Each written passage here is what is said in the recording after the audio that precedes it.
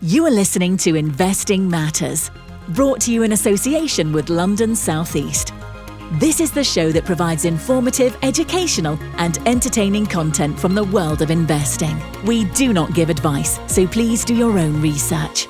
Hello and welcome to the Investing Matters podcast. My name is Peter Higgins, and today I have the huge privilege of speaking with John Salako, the Crystal Palace legend, former England international. He's graced a few clubs actually, including Coventry, Brentford, Fulham, to name but others. And also at one stage you were the manager of Crystal Palace yourself, John. First team coach. First team coach. Yeah, exactly. So John, I'm speaking with you today because you've made a huge transition from being a professional football player, elite athlete, to working in the finance sector, working in media as a Sky pundit, which we'll get onto a bit later on. And not many people make that transition. You've done it almost seamlessly. So I wanted to speak to you today about that. So thank you for coming on this podcast with me. Pleasure. Right, John, I want to start this Investing Matters interview, if I may, by asking you, for the benefit of our listeners, who are all private and institutional investors, what are the main things you took from your professional sporting career into the investing career you have now? Do you know, it's really weird. I think the sort of rugby players, the cricketers, they go on to higher education and they get a better education, maybe possibly go to college. A lot of them go to university. So they come out what I call, in the real world, and they sort of understand business and they understand how businesses work.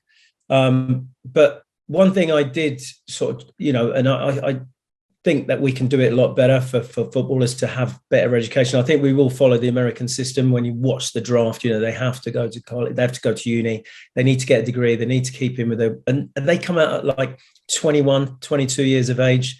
And they're what I call adults, and they're grown-ups, and they understand how the real world works. And they've got an education and they've got some qualifications, which I think is so important.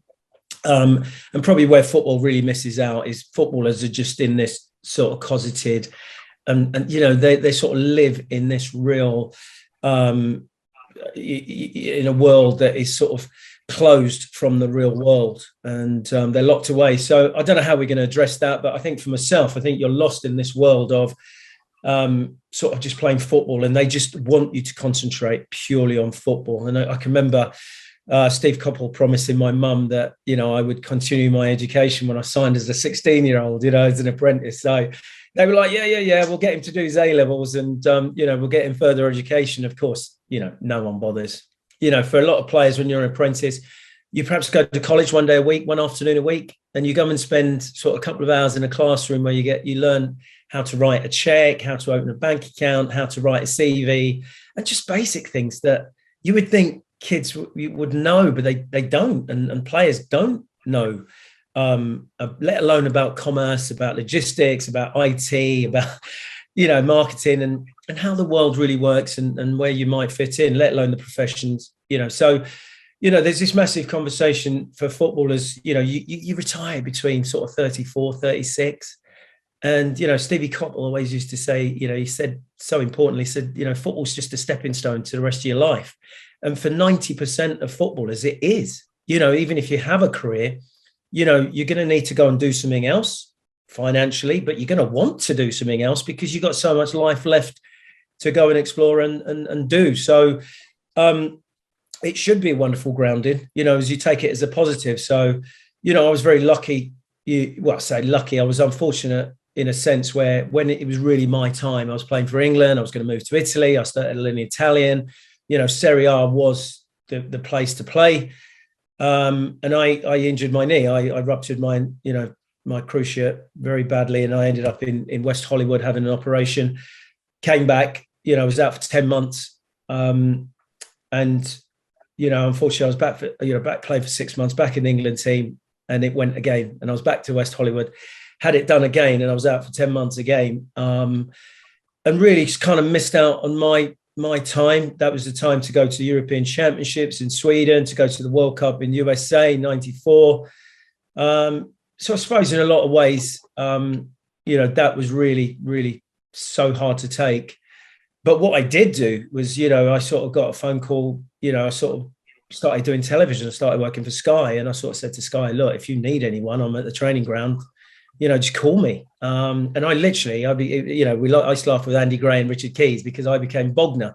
I was the last resort because literally if a footballer didn't turn up, or Vinnie Jones or, George Best was pissed or in the pub, David, John, can you get down there? Literally, I'd fly down there and I'd be on the show. And, to a stage where, the head of Sky Sports, David White, and Andy Melvin and the guys literally said to me, look, if the knee doesn't work out, you've got a job here at Sky. So, started transitioning in. Look, that's the stark reality of it. You think if I get injured, if my knee doesn't come through this, then what am I going to do? And you start getting plan B and plan C of what you're going to do. So I started doing my coaching badges, started doing television. But luckily, I went back and I was playing and I sort of came back, and it was a transition for me at Palace at that time. So I sort of come through with Ian Wright, Mark Bright, Nigel Martin, Andy Thorne. There was that team that got to we finished third in the top flight, which was incredible. And we won the Zenith Data Systems a year after. We got to the cup final where we beat Liverpool in the semi-final. I mean, Liverpool in the 80s had won the league title 7 or 8 times. They were like invincibles with John Barnes and McMahon and Rush and Houghton and Hansen and Lauritsen and Grobbelaar. And we were really the change of the guard, really, where we beat Liverpool in that semi-final and played Man United in the final. And we were 3-2 up with about 6 minutes left. And if he'd lost that game, Alex Ferguson would have got the sack. And Mark Hughes scores with 6 minutes to go. And I often, talk about that with Sir Alex Ferguson. There's that bond, there's that thing where he understands that. He's still, he's such a brilliant man because he still remembers me. He still remembers my wife's name. He's sort of like, and he has that sort of, there's that respect. I mean, he did try and buy me as well, which should have been great, but he did have Giggs and Sharp coming through. So on the wings, they wouldn't have had a chance if he'd have signed me. Yeah. But that's amazing, really. You talk about sort of sliding doors in a sense where, they went on to win the replay 1-0. And, Sir Alex Ferguson never looked back and is the greatest manager always, along with Brian Clough and people like that, arguably. But then I got in the England squad and then I had the injury. So that was the beginning of me of, sort of getting out in real life and thinking about, well, if this doesn't work out, because it doesn't for a lot of people. And for one reason or another, you don't get a contract, you get injured. And I see so many guys in the city and I think it's so important. And one of the things I'd love to do and do more of is do that mentoring for players, because look, the Premier League's our biggest export. It's the biggest thing, and at the top end, the money's incredible, but, you're talking about 1%. Max 2% are going to make it. You get all these kids coming through the academy. I'm going to be a footballer. Where's plan B? Where's the educational? Where's the track to be something else? You can be a lawyer. You can be an accountant. You can be a broker. You can be, you can be a physiotherapist. You can be a chemist. You can work in oil. You can work in marketing. You can work in television. You can, there's this whole world out there that you can be and you can do. And this is time now to start reading and start doing that educational piece of training, because, I hate that when people say, oh, footballers are stupid. Well, they're not. They're not really. They're just not educated. A lot of them are often they've not been prepared, John. They're not being prepared, and that's the essence of it. So I wanted to ask you that because you as a role model now, in the sense of your transition, how you've done it and how smoothly you've done it. Who were your role models, and who inspired you as a teenager to become or want to become a professional football player? Yeah, so I mean, it's really weird. My mum was my headmistress. My mum was a teacher headmistress, and she was actually my headmistress. And unfortunately, my dad worked for BP, and he was a footballer. He not good left foot, but just played at uni. Played for a local side. But he died in a car crash, when I was 5 years old. Right. So unfortunately, I didn't have much of a, it's one of those things I always grew up with. Everyone else had a dad and I didn't, but that was really weird. But that's just one of those things you live with. So really, I suppose my mum, brought us up. She wanted us discipline. I was always out playing. When I was a kid, I just played. used to play cricket and football. I was playing one or the other, jumpers down as goalposts and, jumpers on the fence. Someone had a bat, someone had a ball, someone had, I played at break time, played at lunchtime, played after school. You went up to youth club, you played, just ran around.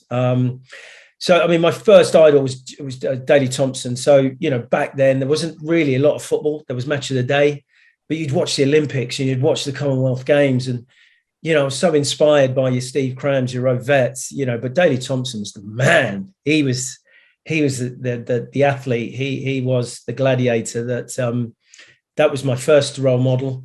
And of course, you loved your Kevin Keegans, your Trevor Brookins. I can remember having my Patricks. You want to wear the boots that your idols wear. And Kevin was the man. I love that Liverpool side, then Dalglish and people like that. And, the first game I went to see was at Arsenal, Highbury, with Liam Brady and the guys, and do you know what? It was really weird. I mean, I played Kent schools cricket.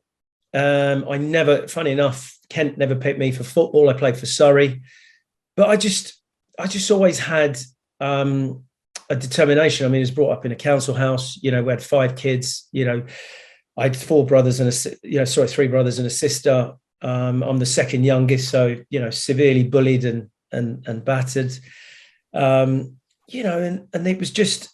I think there was a realization because we were poor and we didn't have enough money, and there was never enough. We didn't go out for meals, we didn't go on holidays, we didn't really have very much. And I think just from a very early age, I just used to, I had a paper round when I was 14. I used to clean up in a chip shop to earn money. So I started earning money, and it was nice to have some money to be able to buy yourself some nice stuff. Go and get that Pringle jumper or that Gabechi, Yes, I remember them names, so you get to that 14, 15, you discover girls and, you start sort of getting a life. But there was just this massive determination. There was just this ambition to say, listen, and I can remember doing it. I can remember saying to myself, it was like getting out of that little village, that little town. I'm better than this. I'm gonna go to the big city, and I'm gonna make something myself, and I'm gonna come back here, my Range Rover and with my Rolex. Absolutely. Now you've already touched on it. You've already touched on it slightly, John. You went from being an apprentice to being in the rise of. You were part of the rise of Crystal Palace, if I may add that. And your club captain at the time was none other than Gareth Southgate. And in that squad, you had Alan Pardew, Mark Bright, Ian Wright, Andy Gray, Stan Collymore, just to name a handful of stars. That was staggering for a young guy.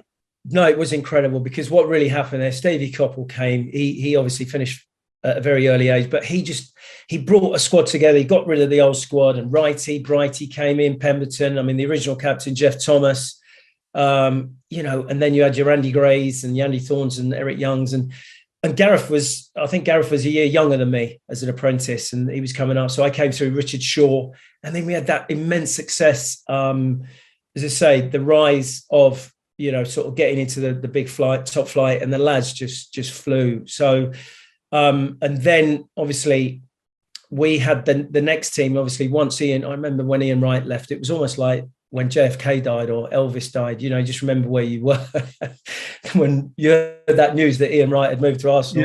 Yeah, big move that was. No, yeah. So, but then we had the next team was Gareth Southgate, But saying that, you touched on, Stan Collymore came, and he was arguably the most talented player I've worked with, along with obviously Ian Wright, but Stan was incredible. But it was fierce, it was tough. You came through there. But we all wanted to play. Stan came and he had to fight for his place. There was Eddie McGoldrick on one side, me on the other side. There was Wrighty and Brighty up front. And I was, I used to be a striker when I was in the youth team. I was a striker and I used to score goals for fun. And, Stevie Coppell came to me and said, listen, I've got a place for you, out on the left. I'm like, I'll play anywhere, Gaffer. I'll play anywhere. Just give me a shirt.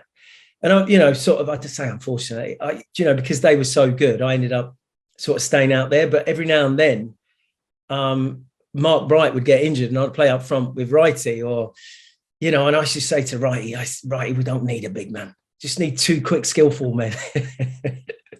We don't need that Brighty, but they were great partnership. It was awesome. You know, they were fiercely determined, and you know, they're the best people I ever. You know, they're the best pros because they came in, and what you had, they were so hungry, they were so determined, they were so ambitious.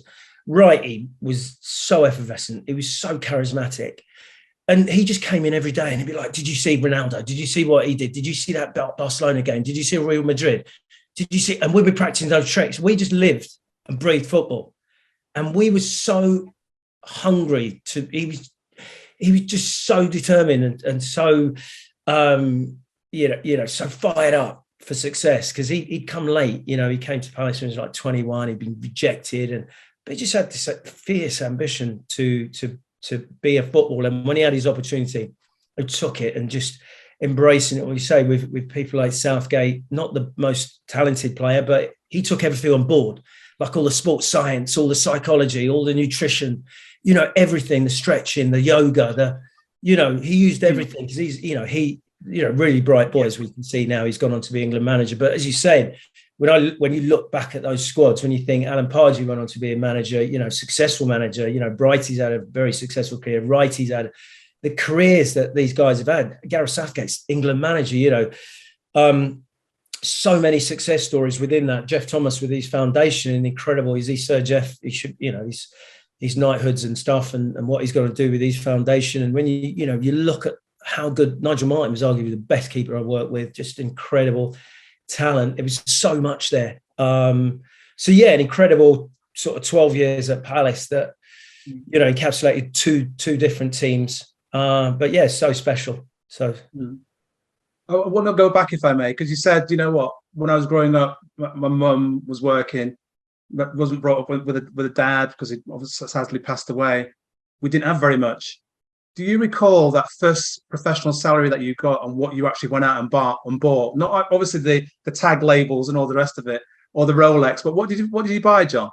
Yeah, no, it's incredible, really, I suppose. Yeah, because my mum's actually more famous than I am. She used to teach at Norbury High, and in around Croydon, Norbury, sort of Streatham, there's this all these girls that she taught and remembered her. So she'd be like, "Oh my God, you're Jenny Salako's son."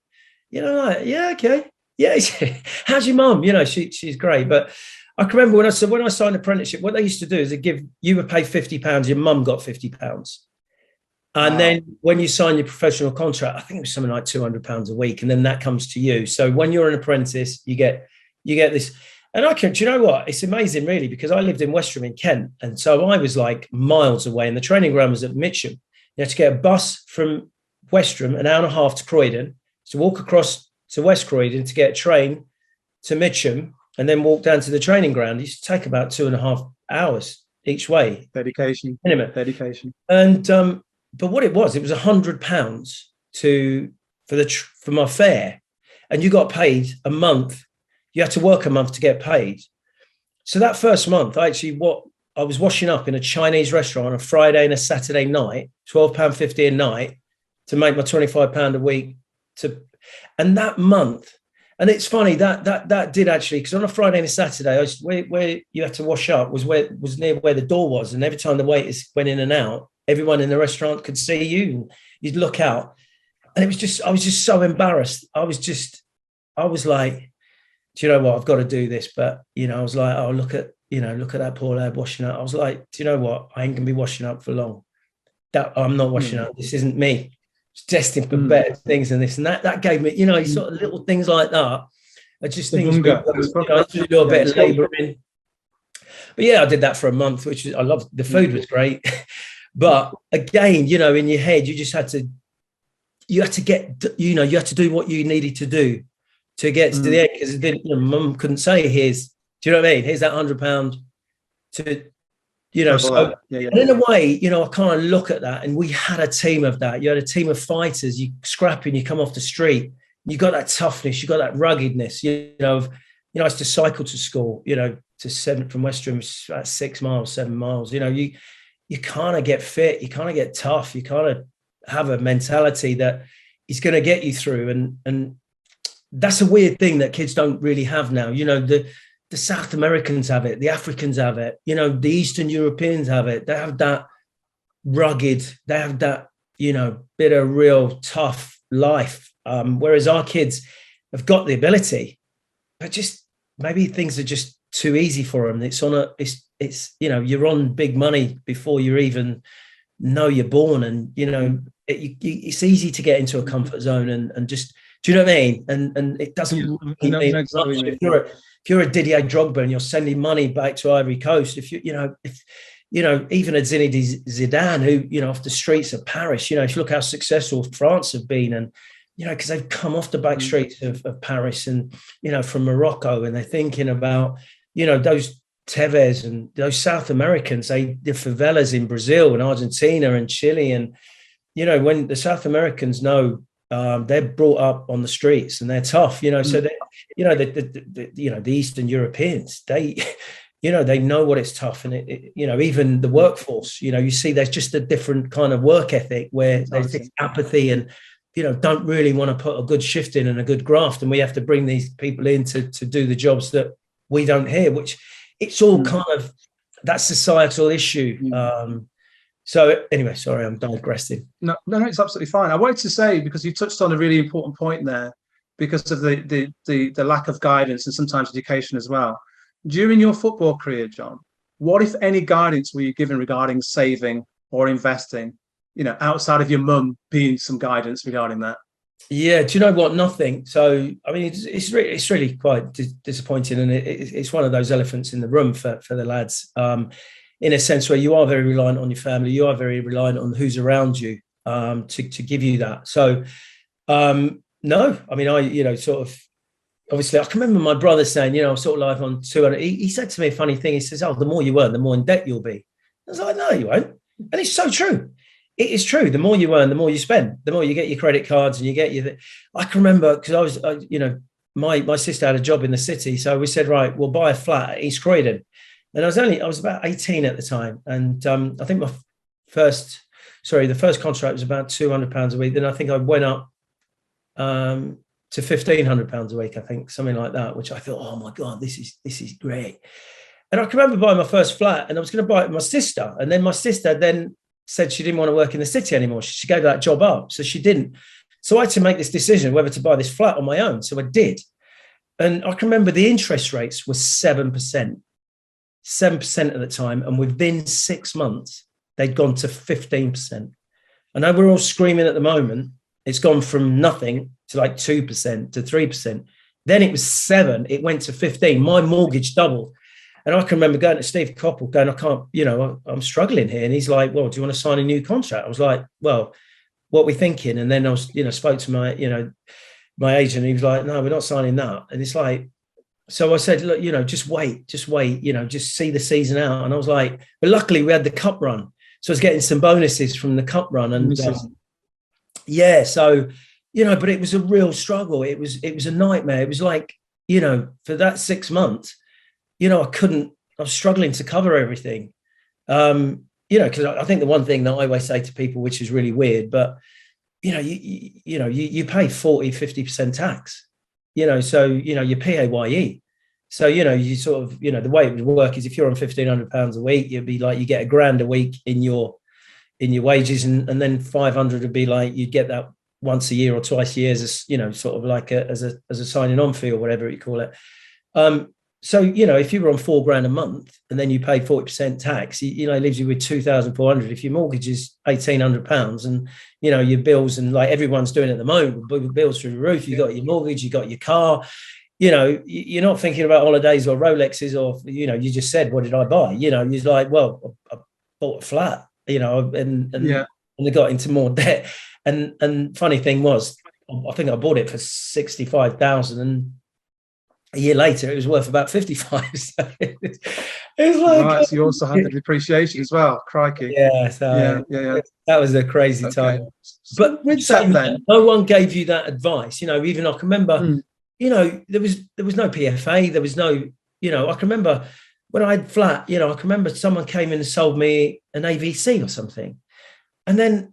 Because when you sign up, and then I can remember Alan Smith saying, well, you need to join the PFA. And then I spoke to the PFA and they said, well, no, you have to have your PFA pension first. You can't have an AVC. So it was really funny that, so I had to get my money back. So it was really weird. So it was kind of like someone had come along and said, oh, you should have this. And you think, okay, I'll have that. But it was the wrong thing. But no one. So really, it's one of my pet real things is the PFA should be sitting down with you as soon as you're 16, 17, 18 and saying, right, this is how it works. Your PFA pension, right, where are you? What's your contract? What you're doing? Your insurance, you need career ending, you need a little bit of this, you need what are you looking at the moment? You're looking to buy a car. Okay, we'll see. What do you want? We can advise you. Here's a good accountant. Here's, maybe you should start talking some legals. You should start, maybe you should start doing some just some basics to start you off. And then, just to give you that grant. But we didn't have anything. Didn't have no one. I need to ask you then, you spent a lot of time at the Eagles, right? And throughout your career, you were under Ron Atkinson, Kevin Keegan, Alan Kirbishley, Alan Pardew, and Martin Allen, as you mentioned, I think. Yeah. You've worked under those many leaders, right? What were their main leadership skills and traits that you valued from them to enable you to take some of the stuff that no one else was sharing with you regarding investing or looking after yourself, for the long term? Yeah, I think Steve was the most, Stevie Coppell was the most, what do you call it? I think impressive. He was an idol of mine. When he came, he was, Man United, England. And when he came, I mean, Steve was a very bright guy. He was very, down to earth. And he didn't say much. When he did say things, they would be very important. Like, he would say things like, as you say, football's only a stepping stone to the rest of your life. And I can remember saying things like, just be nice to people on the way up because you'll meet those same people on the way down. And little nuggets to gold, like he was a wide player and turned me into a wide player. And he would talk to me about my positioning and the way I should think. And Steve Harrison was another fantastic coach. But, Steve was very strong. He put the right, he put round pegs in round holes and square pegs. It was very important. He understood people and their role. And what he had was a group of players that he worked with. So his man management was fantastic.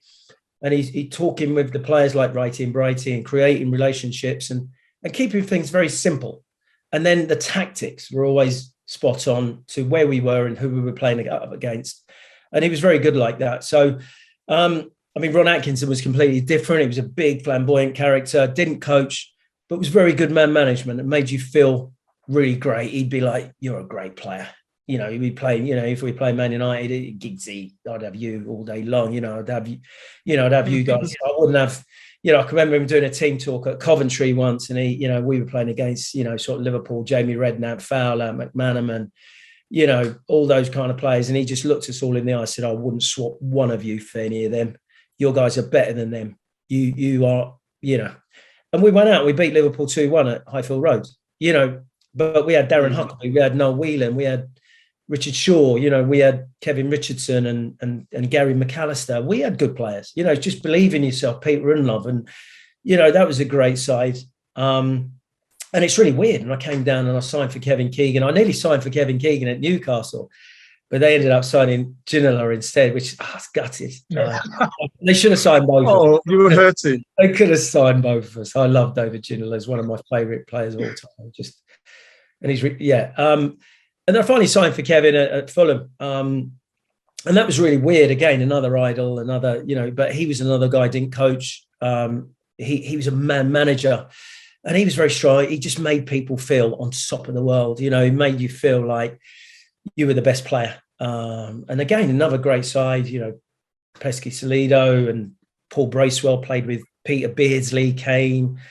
Just awesome. He had big players and it was really funny, but it's amazing. I can remember we were having a meeting once with Kevin and we heard this helicopter come and it must have been Al Fayed had landed on the training ground and he was coming round and Kevin was gone. And of course, what we realised is Kevin was saying to us, look, lads, it's been great working with you, but, I've been offered the England job and I'm going to take the England job. And unfortunately, I'd love to stay and work with you, but I can't turn it down. And he's gone. Al Fayed's walking through the front door and Kevin was gone out the back door. So I don't think he wanted to have that conversation face to face. I don't think Al Fayed wasn't happy, but yeah, that was interesting. And then it moved on, obviously, Kirbishley at Charlton. And again, great coaches, very, he worked with Mervyn Day and Keith Peacock. They were very organised, attention to detail, as was Pardew. So a lot of the good managers, attention to detail. They know their players. They're very, very, a lot of pattern of play, a lot of repetition. Not interesting, not exciting, but for a player, you've all got to know, where you are at set plays, where you are on the pitch, how you're going to play, how you set up against different teams, how you combat different styles of playing, different different playing philosophies that you would be playing up against. Because a lot of these teams, like Charlton, Palace, Coventry, we were always the underdogs.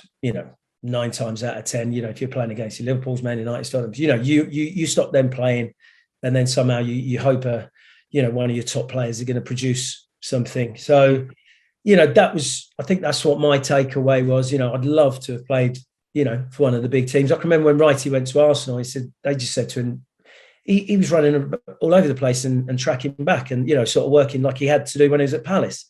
And they said, what are you doing? No, don't do all that.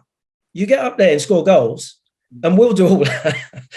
And of course, he didn't have to do any of that because they were better. And they were big, but they were like, yeah, right. You just stay up there and score goals. And he was like, this is fabulous. So, easy. Yeah, it would have been lovely. So let me ask you this, John. With regards to all of those strategies and all those skill sets that you learned from all those managers and all those different teams, how did you transfer those to because you got involved with property and involved in the media and the finance sector? You took all those together, and without even going on to higher education, like you said, these rugby players go on to, you've used all of that, and you've built this portfolio of opportunities for yourself to ensure that you're not one of the fewer individuals that are sitting there, in their 40s and 50s struggling. You're doing quite well, mate. Investing wise.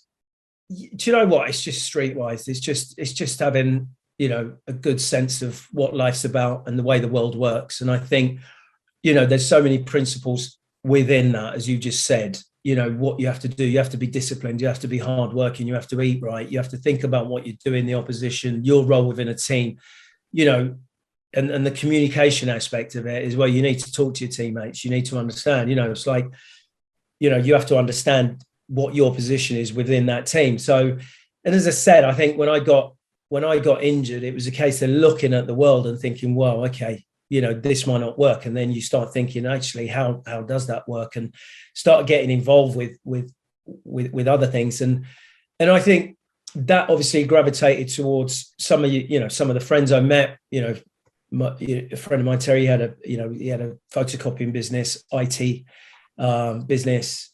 So you kind of spend time around business people, and you meet people and you see how it works. Very, very early, I met a builder, a guy, and he said, look, I can build. If you want to put some money in, we'll buy a site and we'll build. And we built a couple of houses in Epsom. And we went on to do, 3 or 4 sites together. And it's a shame, really, because I really, I think he moved away. And we kind of lost touch and didn't do any more, but I would have loved to have carried on. And, I can remember looking at some plots on the Crown Estate, geez, I wish I'd have bought that one. I can remember going home to the wife, sort of saying, well, look, I want to buy this plot and it's like £1 million and for an acre on the Crown Estate. And it was like, wow, okay, you could have, put a couple on there with a bit of planning and stuff. And it was just scary numbers, and it was sort of, it was too scary. But, I always had a little bit more of a, go get, a little bit more of a thicker skin with that. I'll take a little bit of that risk, but I didn't think it was a risk. I thought, no, this is, and now, for an acre on there now would be, sort of 3-4 million probably, or whatever, and more, so houses are going for 6, 8, 10 million on there. So, there's regrets, there's things where sometimes you could see an opportunity and you go, oh yeah, I should do this. And to be honest, I think the bricks and mortar is just, you can't really ever go, you say you can't ever go wrong. But I think in essence, that did get me into trouble, in a sense where I put everything into property. So I ended up with sort of 20 30 buy-to-let. No, it's about 25 buy-to-lets. And I ended up buying a couple of sites up in sort of Kingswood, which is near Epsom, out in that area. And so I was working on planning, and I was living in one and working on planning on another one. And obviously the worst thing is, and you talk about lessons learned, is that, I sort of, had to borrow and had to stretch, because I remember thinking I was about 32. And I started thinking, oh, do you know what? It's all going to come to an end soon. I need to maximize these next 2, 3, 4 years, while I'm playing. You got that income, and you can, you can do stuff. So I pushed the boat out and did it. And, and that coincided with 2008. So, that crash was horrific, really, in a sense where, you sort of have, I don't know, you sort of have 10 million pounds worth of property, you owe 3, 4, 5 million, and, 50%. And then all of a sudden it crashes and it's only worth, 7, and the bank are going, hey, yeah. And then you're having to fund it, and you're looking for ways out. And that really is probably a classic developer construction property empire, where you push too much, you buy something too big, the market crashes, it sneezes, interest rates go up, and all of a sudden, you have a funding issue, and, people are pulling the plug, and, you find yourself, in a real issue. But look, people do it with stocks and shares, where, I can remember sat there in the afternoons back in the 90s buying tech stocks and thinking, oh, I'm going to have a bit, sort of. And then next minute you've got your 50 grand portfolio crashes, and it's worth, you're sort of like, oh my God, people are doing that with Bitcoin. So whatever the market is, it can be volatile. You've got to know what you're doing. And I think you've got to be sensible. And, what I will say is there is a certain amount of luck. You make your own luck. And of course, you just got to be careful. You've got to be sensible. But, there's so many people will say, just made so much money. I mean, I've seen, you see people make so much money on stocks and shares and in property. I can remember when people were buying, putting a deposit down on flats, and before, even before it was finished, they doubled their money, just selling it on. Yeah. And it was crazy. And you thought, yeah, I'm going to get into this. And of course you think, yeah, this can't. And then it's just when you get in. So it's a bit like annuities when you got your pension, and people say, I've got a 16, 20%, and it's all of a sudden when you come to take yours, it's what's available, what's in the market. People are getting 4 or 5%. It's, so there's nothing you can do. It's timing, it's luck, it's a little, the intelligence, the intelligent people will always make money. And I think the more educated you are, the more sensible, but, it's just really your risk appetite.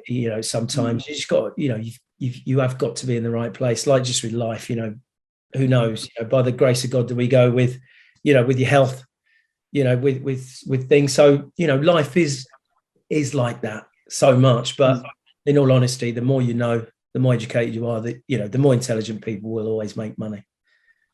Very true. I agree with that. Now, you've got 3 children, John, yeah? Do they all hold ISA accounts? And if so, who sorts out what goes into them? Are you the man, or is it the boss, your wife, your good wife? Yeah. So, I went through that as well. So divorced 2012. Oh, sorry, mate. Property crashed 2008, divorced 2000. Let's not talk about it. It happened. Hey, listen, it happens. And that was a painful, difficult time, where everything sort of crashes in and comes down on you, which is just life. So you deal with it and you crack on and you move on. But yeah, from an early age, I think I just said to the kids, I started up ISAs for them, which then I turned into, they're like standard life. Are they SIPs? So you can put sort of up to 3-4 grand into those tax-free every year, sort of build up a pot. So the 2 older ones, so Charlotte's 20, she's going to be 27 this year. Lewis is going to be 26, and Lexi's going to be 14. God damn, she's going to be 14 this December, which is scary. So they've all sort of got little pots, so they just go away. So it was kind of like but obviously the older ones now, they've got control of that, whereas I try to keep control of it at least till they're 16, 18. And there is something there, but I like the idea of the pension is really starting a pension pot for them.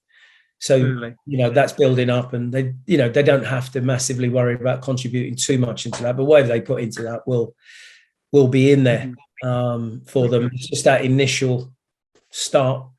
But yeah, as you say, if you can put, so maybe some ISAs where, that's just tucked away in a sense where you can access that, which I suppose is the best thing about the ISAs, or the worst thing really, because take it when they want and do what they want with it. Yeah. Exactly. Yeah. So as I say, I think with the shares over the, it's classic. I was saying in the 90s, used to, I had a Barclays account, which I still do with a few shares in it, but sort of get those looked after by someone else. But really, in lockdown, I started an eToro account. But I don't even know. I was going to touch on that because you've mentioned here Apple and Tesla shares, so you've got a little account there. Yeah. So it's big.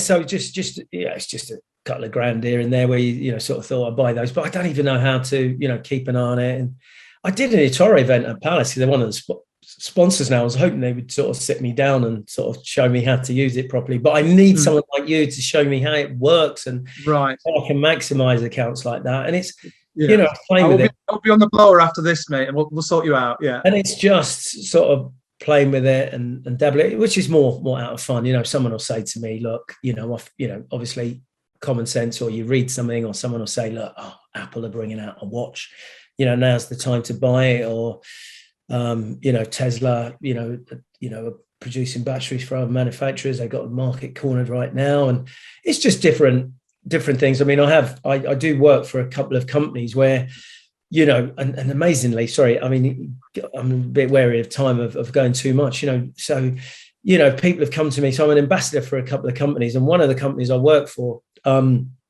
is a company that basically turns sports stars into a share price. And basically we're working on footballers and cricketers at the moment. We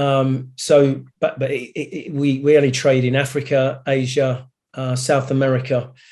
We're looking to come into America and Europe, but obviously there's a lot of legislation, a lot of red tape that needs to be jiggled. But at the moment, so I think the token launches in October, but amazingly, I'm starting talking about the metaverse and crypto and NFTs. And it's like, and all that education, and it really is all-star digital project I'm talking about now. Digital platform, and it's incredible. So really, from my point, I basically, I'm sort of front man. I do a lot of the pieces to camera, talk about Ronaldo, he's $56.44, who to buy and who to sell. So you've got all these traders so it's a bit like fantasy football meets share trading. Everyone's got a passion for sport, whether it's cricket or football. Football's the biggest one.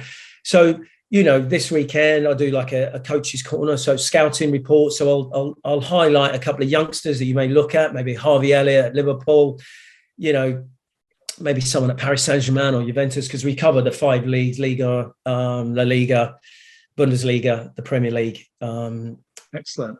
So it's brilliant. So mine's very much football orientated. I sort of pick out footballers in my scouting corner, and then I might go, Tottenham are playing, Nottingham Forest this weekend. It's going to be a tough game, but I can see Harry Kane grabbing a couple. Son's on fire. Mora's due a couple. He's dollars to, sort of a price. And it's do you know what? It's exciting. It's interesting. And then obviously it's this exciting bit, where, they've sort of tasked me. We're hoping to get an ambassadors program where, we get ex-footballers and create NFTs, hopefully. And, there's that. And obviously there's a utility side to it, which makes it very interesting. Funny enough, I've just done a couple of bits for Socios, who do the fan token, and they're another sponsor of Palace. So really, I suppose, as an ambassador of Palace, not official yet. They should sign me up, really. I think Palace... I think they should. I can't believe they haven't. Signed me up. An Eagles legend, exactly. Madness. I can't believe they haven't snapped me up. They just... if you're watching this, Brighty, come on. Get Steve Parish to sign me up. I'm there. Yeah. I love Palace. Palace is home. So, no, it's brilliant. So, as I say, there's so much that goes on. There's so much to learn, so much new stuff. Because the one thing I found about...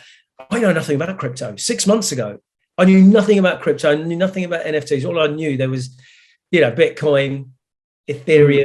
There was a couple, and people were talking about blockchains, and And, it's like, okay. And most people over the age... You've got this openness. I can see from your passion about everything you've spoken about so far, John. You've got a passion to learn. And I think there's so many people who get to 21, 23, 24, 25, 45, and they've got a little bit of money and think, I'm done with the world. I know everything there is to know. And they go like that. And they don't. But you're so candid and open. You're just like, I didn't know anything about that 6 months ago. So you're now going full tilt into it. And that's the brilliance of it, And that's how you grow, and that's how you nurture, and that's how you get better. You know what? Absolutely. And I think, in a way, if I could tell people anything, it's just, open mind, enthusiasm, passion, hard work, and, just keep pushing. There's stuff to learn. There's stuff, obviously it depends on how you are. I just, I've got a passion for life, a passion for doing this. I love sport, golf, tennis, cricket. But business is so exciting. I mean, people often say to me, what are you doing with yourself now? And I say, I'm in business finance, bit of property, business finance. Like, really? What are you doing that for? Like, it's interesting. I love meeting business owners, love meeting people in, it's fantastic. They're great guys. The only thing that, the only annoying thing is that I think I get pulled from pillar to post, and then I think that there's a lot of very successsusual people that are very successful because they're good at using people. And unfortunately, if you're called delegating, John. It's called delegating. You use people, you get, oh, can you do this for me? Can you do that? In life, to be successful, you do need to have friends, you do have people, but you need to know how to use the right people for your advantage. You've got to be a little bit ruthless. You've got to be a little bit selfish at times. But, I always say to the kids, dare to dream, but you can, a bit of work, bit of ambition, just an open mind but anything worthwhile in life is hard work. It really is. Your relationships in life, business, I always say, no one's ever going to come up and go, do you know what? You're John Salako, aren't you? Oh, do you know what? Come here. I'm going to give you £1 million. And, when that runs out, I'll give you another £1 million. Come here. Leave the house. Do you want the house?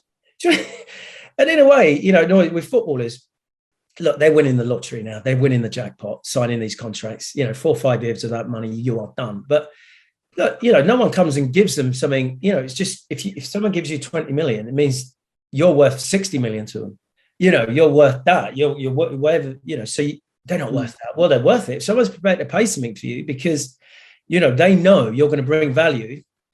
Sadly, I think at the moment a lot of players are not bringing value, and it's far too inflated. It's just gone crazy. I mean, even this transfer window now. I mean, I think it's 2 billion being spent, and you're like, wow, we thought the world was going to change and be a better place because of COVID and because we had to be more human and more sensible.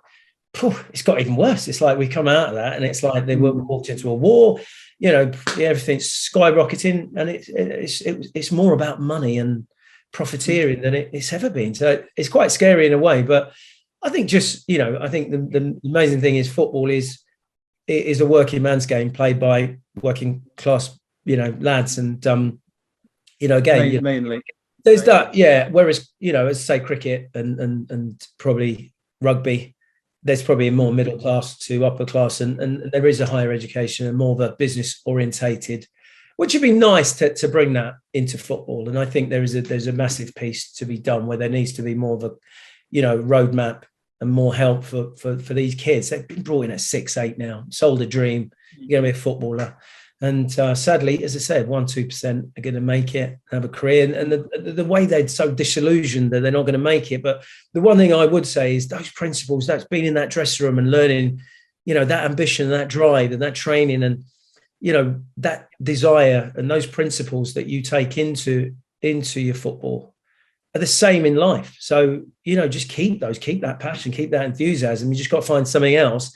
And I say to kids, if you go and get paid 200-300 quid in the amateur leagues playing football, how brilliant. But if not, just go and play for fun. Go and play for fun and enjoy yourself, and then get a trade, get a profession. Go and do life. It's brilliant. It's exciting out there. There's lots of good things, but unfortunately, you got to work for those things. But it is down to everyone. And I always, obviously, look, life's for the mentally strong. You have to be mentally strong. I'd say you need to be fit, you need to be strong, you need to be for life, and keep that tight in a sense where I think be realistic about what you can achieve and what you can do, but obviously, I it's a funny saying of mine, be careful what you wish for, but, because you've got to know what it takes to be that. So everyone wants to be famous and rich, but what does that mean? What does it take to be that? Can you really cope? And if you really had a half a glimpse of what their lives are really like, you'd be like, oh, it's all right, I'm okay. I'm all right, because life isn't easy for everyone. Thinks it's so easy, but I say, it's not. It's not. And the more, the more you take, the more you have to give, and that's just life. It's. Let me ask you this final question, John, because I'm concerned about the time we've been on here, and I want to ask you this question. It's quite important for me, and I know it's important to you. You've been involved with a number of charities over the years, John. So I wanted you to share the two that's more closer to your heart at this moment that you're actually working with, because I know that you've done loads in the past in your communities as well. Yeah, just some charity's always been a big passion. So there's Children's Trust, here at Tadworth, which has always been local to me. And these guys, it's amazing charity. Because amazingly, if you go through major trauma, whether you've been in a road accident or, I know that the Golds had a problem where choked on a grape and sort of suffocated and got brain damage. And when you go into hospital, and if you've had a major trauma where sort of you take a blow to the head, or you've been in a car accident, or kids have got knocked over, once you're treated, you have to come out of hospital, and there's nowhere for you to go and rehabilitate, learn to walk, learn to talk, learn to just be try and get as much mobility back and sound and vision and life back. And they do an incredible job where down at Tadworth here, and I think they're opening somewhere in the Midlands so that they can access that, but for the whole country. And it's just such an incredible charity, so desperately needed. So I've been a patron of theirs for many years. Jeff Thomas, obviously contracted leukemia, had a transfusion from his sister, and it's incredible. Well, and I can remember being at, he went to do a presentation at the FA headquarters, and Fabio Capello was there, and Jeff did this presentation, and they looked at me, and I was there with Mark Bright and Ian Wright, and they were like, "Oh, I'm going to London to Paris. Do you fancy coming?" I'm like, "What? 350 miles on a bike in 3-4 days?" It's like, you crazy. Anyway, they talked me into it, and absolutely loved it. Loved cycling, loved the event, and Jeff's raised so much money. I think been London, Paris with him 4 or 5 times. I'm not looking at the tour yet. It's just, I think he's given up now, but it's just what Jeff's done is just incredible. But he's got a proper engine, and incredible what he's done, and raised so much money for leukemia research. And the third one is, I grew up in a little village in Westerham, Kent, Churchill country. We've got the statue there, Chartwell's there, and Hever Castle. But there's only 2 lads that have grown up in Westerham, have gone on to play for their country. And I'm one, football. Alan Eggleston played cricket for England. And he contracted brain tumour about 17, 18 years ago. And he's the longest surviving, or he was the longest surviving brain tumour patient by, I think it was 8-10 years was the last one. But he saw in about 17, 18 years. And incredibly, he sadly passed away early on, late last year, which is, just so tragic. But we still have a foundation in his memory. It's called Iggy's Fund, and we sort of do charity games, cricket, golf, and some fun sort of dinners and stuff like that to carry on in his memory. So, yeah, brain tumour, leukemia, and the Children's Trust are probably the 3 that stand out. But there's so many other charities. Obviously, I'm now involved in a company called Creating Lifesavers, and that is defibrillators and CPR and first aid training. But it's amazing in Europe and some of the rest of the world. Survival rates are up to 65-70%. Sadly, here it's less than 10%.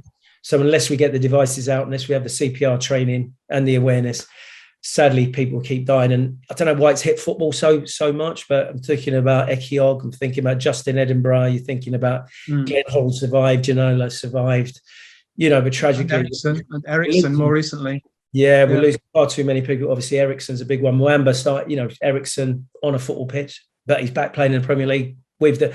Amazing. So, far too many people are dying needlessly because there aren't the devices and the training there. So, Creating Life Savers is hopefully my partner, David Sullivan, has lost 4 friends and he's so passionate about it. It's just very, very, it really does get to you and makes you very emotional. But, tragically, so that's another sort of passionate thing.